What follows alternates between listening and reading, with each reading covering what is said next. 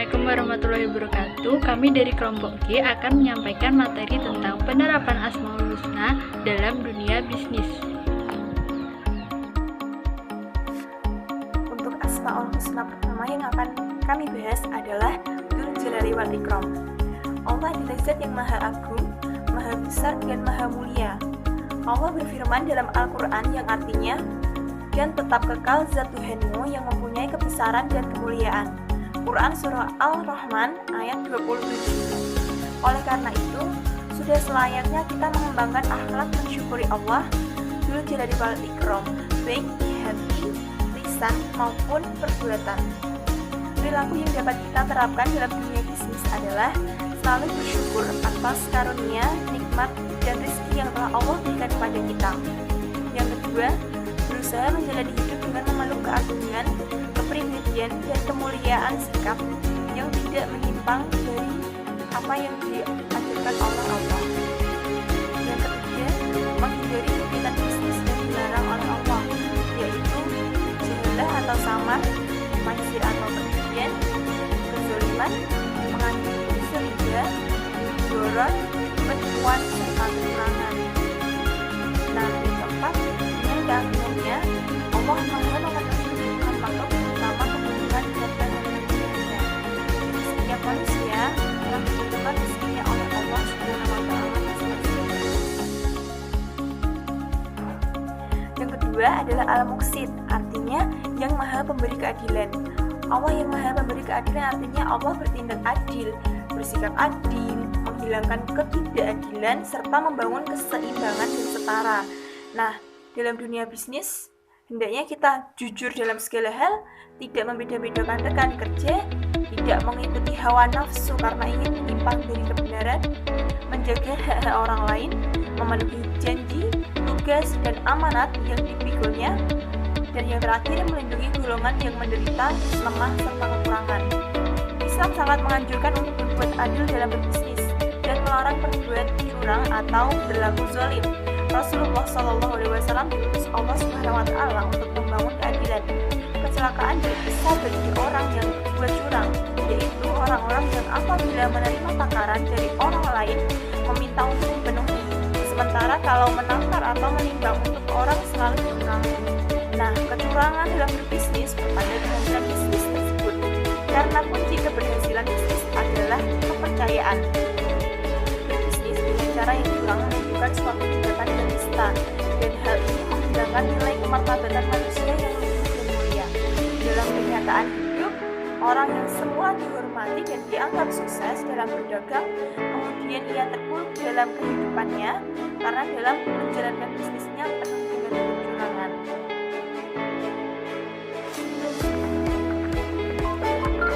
Nah, yang ketiga adalah Al-Jami. Teman-teman sendiri pasti sudah tahu apa itu arti dari Al-Jami, yaitu yang Maha mengumpulkan. Allah Subhanahu wa Ta'ala Maha mengumpulkan apa yang dikehendakinya, serta di mana juga Allah Subhanahu wa Ta'ala berkehendak. Apabila hati kita cenderung berkumpul dengan orang-orang yang beriman, bertakwa, serta orang-orang soleh, di akhirat nanti pula kita akan dikumpulkan dengan mereka yang beramal soleh. Karena bukanlah orang-orang beriman yang berkumpul dengan orang-orang kafir, serta orang-orang kafir pula tidak bisa berkumpul dengan orang-orang beriman. Nah, dalam berbisnis pun carilah tempat bisnis yang beriman agar nanti usaha bisnis kita berjalan ke arah yang lebih baik dan akan membawa keberuntungan bagi dunia dan akhirat kita. Penerapan Al-Jami sendiri dalam dunia bisnis adalah melakukan kerjasama untuk mendatangkan kebaikan dengan pihak lain, jadi tidak membawa kemudorotan. Yang kedua, dalam sebuah pertemuan, jika terjadi perbedaan pendapat, kita harus tetap berupaya menghargai pendapat orang lain, meski tidak berpendapat atau sependapat dengannya. Yang ketiga adalah berbisnis dengan baik dan menghindari hal-hal negatif yang dilarang dalam Islam. Dan terakhir adalah membantu menyelesaikan perselisihan di dalam bisnis, bukan malah mengkompori untuk mencari keuntungan pribadi.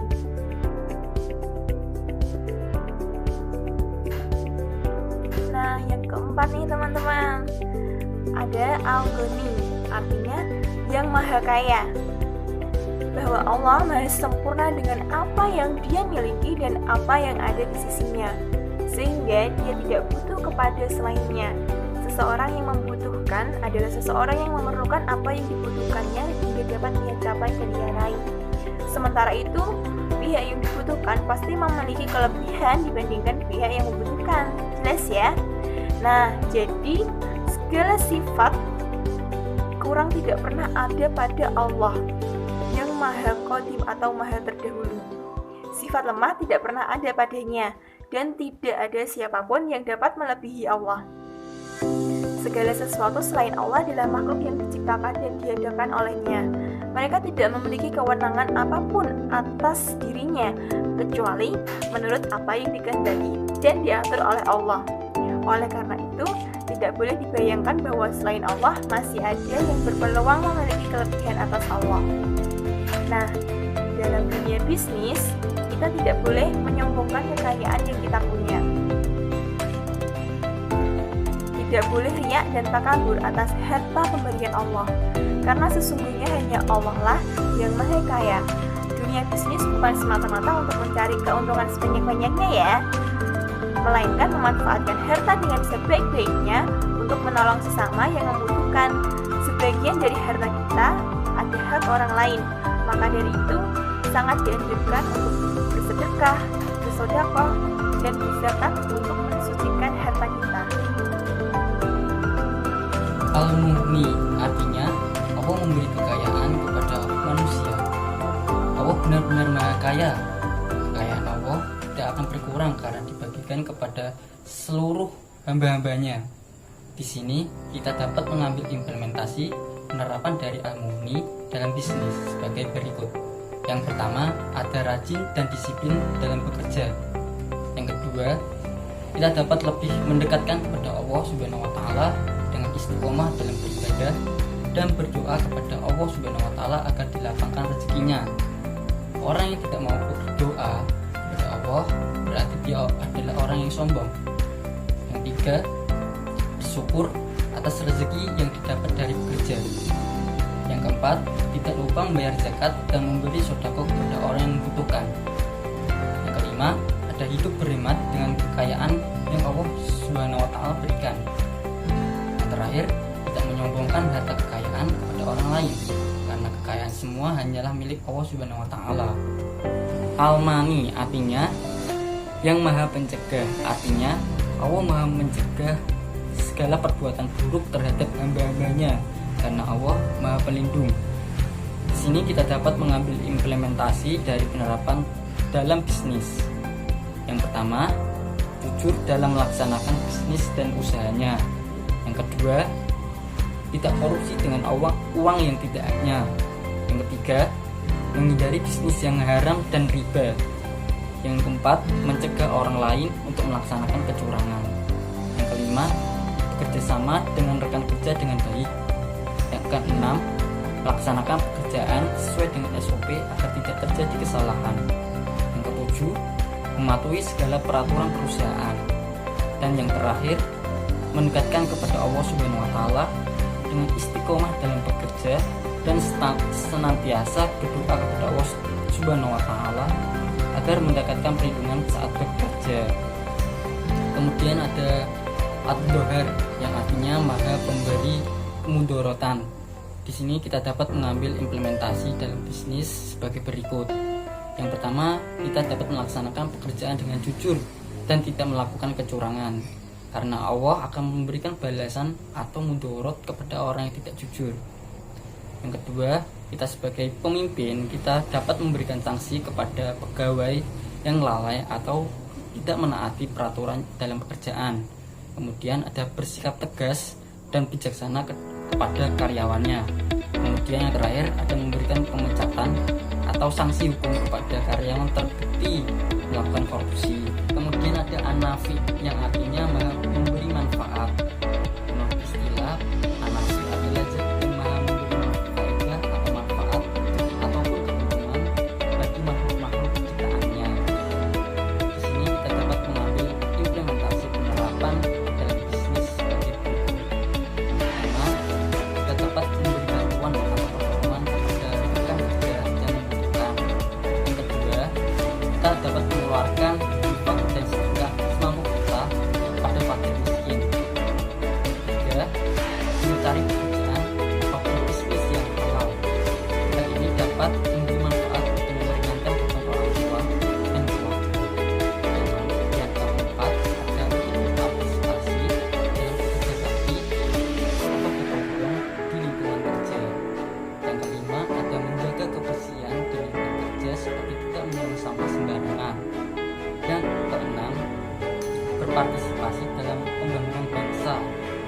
membayar pajak apabila sudah menjadi wajib pajak. Yang ketujuh, lebih mendekatkan kepada Allah Subhanahu wa taala dengan istiqomah dalam beribadah dan berdoa kepada Allah Subhanahu wa taala agar mendapatkan rezekinya.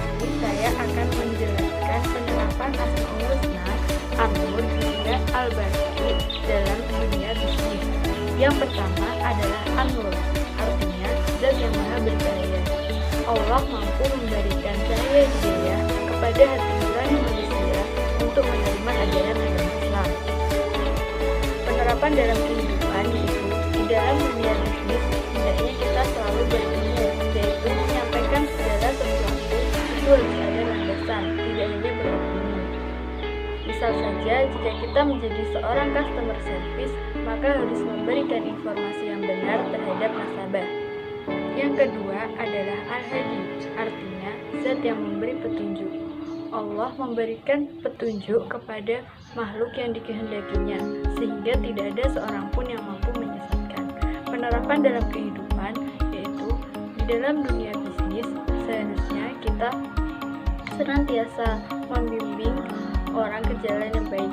Misalnya, jika kita menjadi seorang direktur atau manajer, maka harus memberikan bimbingan kepada bawahan ke jalan yang benar. Ketiga adalah Al-Badi, artinya zat yang maha pencipta. Allah telah menciptakan alam semesta beserta isinya tanpa bantuan siapapun.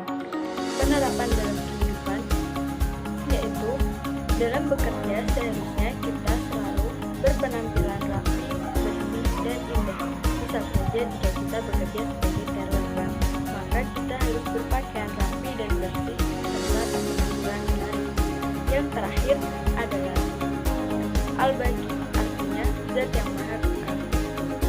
Allah adalah zat yang kekal wujudnya, tidak berkesudahan seperti hamba-hambanya. Penerapan dalam kehidupan dalam bekerja seharusnya kita senantiasa membaca etika yang baik dan saja jika kita bekerja dengan baiklah, maka harus bersikap sabar dan sabar dalam bekerja. Oke, selanjutnya ada Al-Waris, yang mana artinya yang maha pewaris. Nah, Al-Waris yang artinya yang maha pewaris maksudnya adalah bahwa segala sesuatu itu harus kembali kepada Allah Subhanahu wa taala.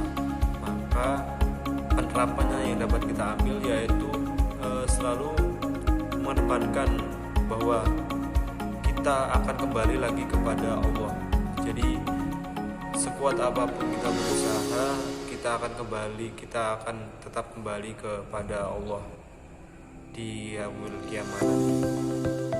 Selanjutnya Ar-Rasyid yang artinya yang maha penunjuk. Jadi Ar-Rasyid ini maksudnya bahwa Allah maha penunjuk, maha menunjukkan apa yang dikehendakinya kepada ciptaannya supaya ciptaannya beriman dan selalu bersyukur. Jadi penerapan yang dapat kita ambil dari Ar-Rasyid ini yaitu kita bisa selalu bersyukur atas apa yang dikehendaki atau ditunjukkan oleh Allah Subhanahu wa taala pada kita, dan selalu meyakini bahwa Allah menunjukkan sesuatu yang selalu benar. Selanjutnya Asy-Syabur yang artinya yang maha penyabar. Nah, pada Asy-Syabur ini Allah menunjukkan bahwa dirinya itu yang maha sabar. Beliau tidak langsung menghukum kita atas apa yang terjadi pada kita, misalnya pada saat banyak kemaksiatan pada kita, atau Allah tidak gegabah. Artinya Allah tidak gegabah, Allah mempunyai pendirian. Allah selalu sabar dalam menghadapi makhluk ciptaannya yang selalu berbuat kemungkaran. Oleh karena itu, penerapan yang dapat kita ambil yaitu bahwa kita sebagai manusia ya harus selalu sabar dalam jalan kehidupan walaupun banyak sekali rintangan, karena Allah disitulah Allah pasti akan membantu. Innallaha ma'as-sabirin. Sesungguhnya Allah akan membantu hamba-hambanya yang selalu sabar. Oke. Mohon maaf apabila ada kekeliruan dan kekurangan dalam pembuatan video kami. Jangan lupa like, komen, dan subscribe. Wabillahi taufiq wal hidayah. Assalamualaikum warahmatullahi wabarakatuh.